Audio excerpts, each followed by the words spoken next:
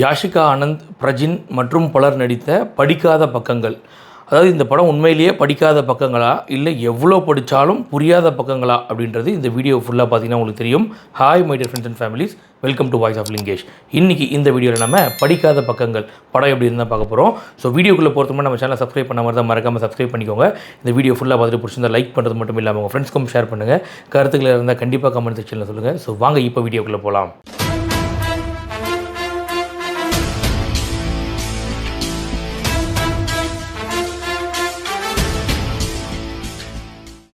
படிக்காத பக்கங்கள் படத்தோட கதை என்ன அப்படின்னு பார்த்தோம்னா, படத்தோட ஆரம்பத்தில் ஒரு பாழடைஞ்ச ஒரு பெரிய பில்டிங்கு, அந்த பில்டிங்கில் ஒரு பொண்ணை வந்து ஒரு கேங்கு கொலை பண்ணுது. அதுக்கு அடுத்த சீனே பார்த்திங்கன்னா, யாஷிகா ஆனந்த் வந்து நிரபராதி அப்படின்னு ஒரு கோர்ட் வந்து சொல்லுது. சொன்னதுக்கப்புறம் யாஷிகா ஆனந்த் வந்து அப்படியே கம்பீரமாக நடந்து வெளியில் வராங்க. அடுத்த சீனே வந்து பார்த்திங்கன்னா, யாஷிகா ஆனந்த் வந்து ஏற்காடில் ஒரு ரெசார்ட்டோட ஸ்விம்மிங் பூல்லேருந்து குளிச்சுட்டு அப்படியே வெளியில் வராங்க. வந்ததுக்கப்புறம் பார்த்திங்கன்னா, அவங்களை இன்டர்வியூ எடுக்கிறதுக்காக ஒரு சேனல்லேருந்து வந்திருக்காங்க. சரி ஓகேன்னு இங்கே இன்டர்வியூ கொடுக்க ஆரம்பிக்கிறாங்க.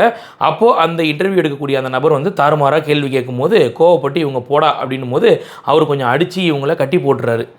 இதுக்கப்புறம் இந்த கதையில் என்ன நடந்துச்சு, இந்த முதல் சொன்ன இந்த 2 சீனுக்கும் இந்த இன்டர்வியூக்கும் என்ன சம்மந்தம் அப்படின்றது தான் படத்தோட கதை. அதாவது இந்த படம் வந்து பார்த்திங்கன்னா, இந்த பொள்ளாச்சி சம்பவம் இருக்கு இல்லையா, பெண்களை வச்சு அதை வந்து இவங்க படமாக எடுத்து காமிச்சிருக்காங்க நமக்கு. அதாவது டைரக்டர் வந்து பார்த்திங்கன்னா, இந்த படம் முழுக்க முழுக்க பெண்களுக்காக எடுக்கப்பட்ட படமாக தான் எடுத்திருக்காரு.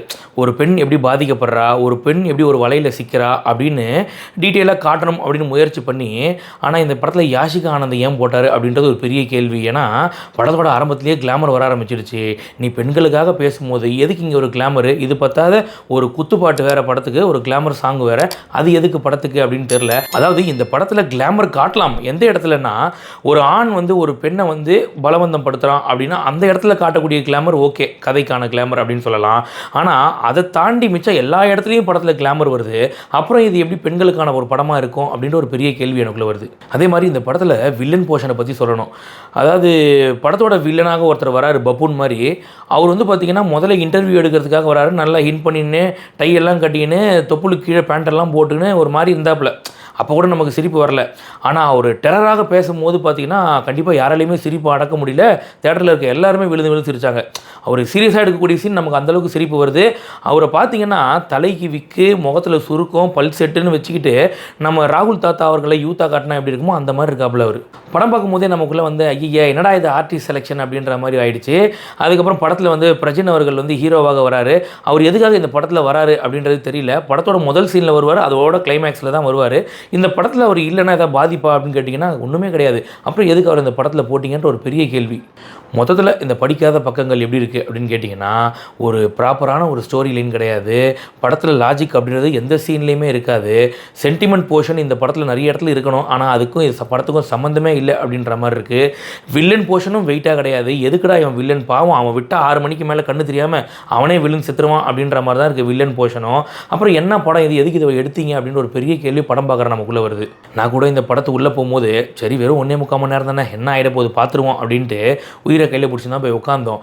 ஆனால் ஒரு சீனில் கூட லாஜிக் இல்லை, ஒரு சீனும் ரசிக்கும் வகையில் இல்லை. அப்புறம் என்னடா படம் இது அப்படின்ற மாதிரி இருந்தது. ஆனால் உங்களுக்கெல்லாம் ஒரு மகிழ்ச்சியான செய்தி என்ன அப்படின்னு பார்த்தீங்கன்னா, ஃபஸ்ட்டு ஷோ மட்டும்தான் இந்த படம் ஓடுச்சு. அதுக்கு மேலே 10 பேர் கூட இந்த படத்தில் இல்லை அப்படின்றதால எந்த ஷோவுமே ஓட்டவே இல்லை. மொத்தத்தில் இந்த படிக்காத பக்கங்கள் படத்தை படிக்காமல் இருக்கிறதே ரொம்ப நல்லது.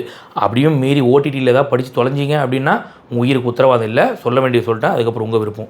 இந்த படத்துக்கு நம்ம வாய்ஸ் ஆஃப் லிங்கேஷ் சேனல் கொடுக்கக்கூடிய ரேட்டிங் 2/10. இந்த ரிவ்யூ பிடிச்சிருந்தா மறக்காமல் லைக் பண்ணுறது மட்டும் இல்லாமல் உங்கள் ஃப்ரெண்ட்ஸ்க்கும் ஷேர் பண்ணுங்கள். கருத்துக்கள் இருந்தால் கண்டிப்பாக கமெண்ட் செக்ஷனில் சொல்லுங்கள். இன்னும் நம்ம சேனலை சப்ஸ்கிரைப் பண்ணலையா, மறக்காமல் சப்ஸ்கிரைப் பண்ணிக்கோங்க. அப்போ தான் நம்ம போடுற வீடியோஸ் எல்லாம் உங்களை வந்து சேரும். இன்னொரு இன்ட்ரெஸ்டிங் வீடியோவில் சந்திக்கிறேன். Bye bye.